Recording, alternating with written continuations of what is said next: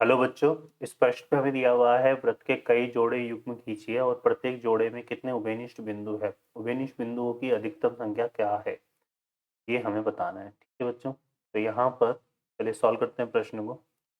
तो इस प्रश्न में अगर हम देखें तो यहाँ पे सबसे पहले हम बात कर लेते हैं की कॉन्सेप्ट। ठीक है ना। तो यहाँ पे मुख्य अवधारणा की हम बात कर लेते हैं। मुख्य अवधारणा,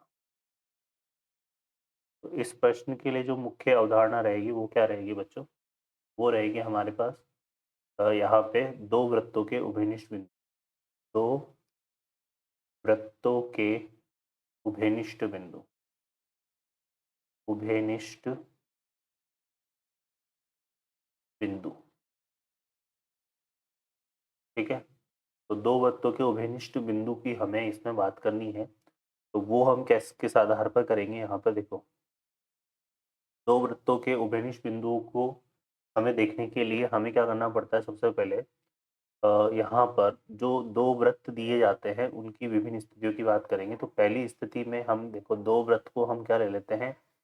इस तरह से ले लेते हैं कि ये दो वृत्त हमारे पास जो है इस तरह से है। ये एक वृत्त हमारे पास ये हो गया और एक वृत्त हमारे पास ये हो गया। ठीक है, ये वाली स्थिति कब आती है? जब यहाँ पर क्या होता है, केंद्रों के मध्य, केंद्रों के मध्य दूरी, केंद्रों के मध्य दूरी किससे ज्यादा हो? केंद्रों के मध्य दूरी ज्यादा हो किससे? त्रिज्याओं के योगफल से। त्रिज्याओं के योग से केंद्रों के मध्य दूरी ज्यादा हो तो ये वाली स्थिति बनती है। और इस वाली स्थिति में क्या होता है कि दो वृत्त दोनों एक वृत्त एक दूसरे से दूर दूर होते हैं इस वाली स्थिति में। तो इस वाली स्थिति में उभयनिष्ठ बिंदु की जो संख्या होगी, उभयनिष्ठ बिंदु की संख्या, उभयनिष्ठ बिंदु की संख्या वो हमारे पास जो है जीरो होती है। होती है जीरो। ठीक है ना, क्योंकि दोनों वृत्त आपस में एक दूसरे को प्रतिच्छेद नहीं करते हैं इस वाली स्थिति में, जब केंद्रों की मध्य दूरी क्या हो? त्रिज्याओं के योग से ज्यादा हो। दूसरी स्थिति की अगर हम बात करें तो दूसरी स्थिति हमारे पास कुछ इस तरह से हो सकती है कि जब दो वृत्त एक दूसरे को स्पर्श कर रहे हो, इस तरह से स्पर्श कर रहे हो, तो स्पर्श करने के लिए जो कंडीशन होती है वो क्या होती है? केंद्रों के मध्य दूरी, केंद्रों के जो मध्य दूरी है वो किसके बराबर हो? त्रिज्या के बराबर। क्या हो? त्रिज्या के बराबर हो, त्रिज्याओं के योग के बराबर, त्रिज्याओं के योग के बराबर हो। ठीक है, केंद्रों के मध्य दूरी त्रिज्याओं के योग के बराबर हो तो दो वृत्त इस स्थिति में होते हैं और इस स्थिति में उभयनिष्ठ बिंदु जो है, उभयनिष्ठ बिंदु, उभयनिष्ठ बिंदु की अगर मैं बात करूं तो वो कितने हो जाते हैं? एक।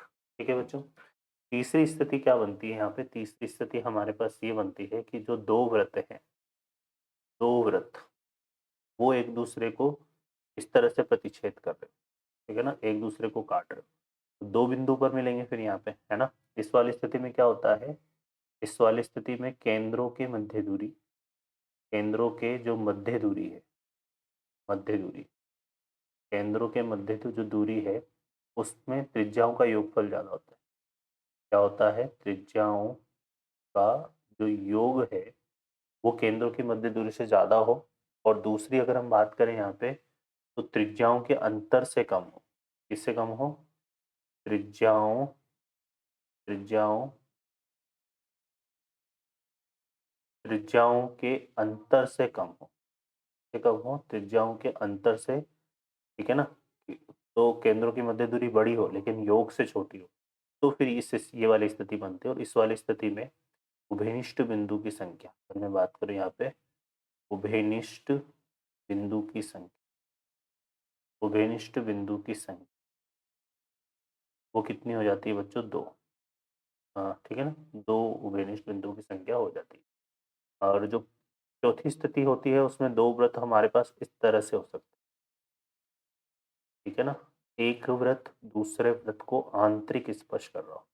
ठीक है, एक वृत्त दूसरे वृत्त को आंतरिक स्पर्श करे तो ये वाली स्थिति बनती है। ये वाली स्थिति कब बनती है? जब केंद्रों के मध्य दूरी, केंद्रों के मध्य दूरी किसके बराबर हो? त्रिज्याओं के अंतर के बराबर। किसके बराबर हो? त्रिज्याओं के अंतर के बराबर हो। ठीक है, तो ये वाली स्थिति बनती है और इसमें भी अगर हम देखें तो उभयनिष्ठ बिंदु जो है, उभयनिष्ठ बिंदु, उभयनिष्ठ बिंदु हमारे पास क्या होते हैं, एक होते हैं।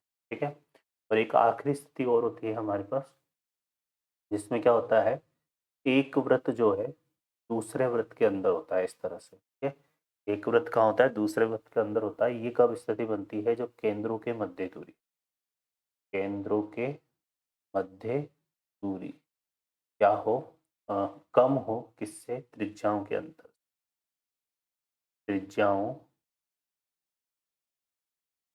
के अंतर से, तब ये स्थिति बनती है। ठीक है ना, जब इसमें एक वृत्त दूसरे वृत्त के अंदर होता है। और इस वाले केस में भी अगर हम बात करें तो उभयनिष्ठ बिंदु, उभयनिष्ठ बिंदु हमारे पास क्या हो जाते हैं, 0। ठीक है, तो ये वो विभिन्न स्थितियां हैं दो वृत्तों के सापेक्ष जहां पर हम उभयनिष्ठ बिंदु की बात करते हैं। ओके बच्चों, आशा करता हूँ हल आपको समझ में आया होगा। Best of luck, thank you.